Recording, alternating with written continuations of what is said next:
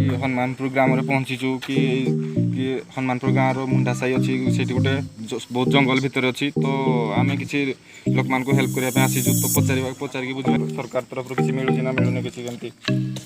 सरकार तरफ तो किसी मिलबार एमती किसी ना खाली जो जन को कौन कहते जो डिलर चाउल जहाँ खंडे मिलूँ तापर एमती कौ पट केमती आडजस्ट करके चलुँ केमती कौन अभी लॉकडाउन टाइम रे केमती कौन काम धाम केमती कौन करछन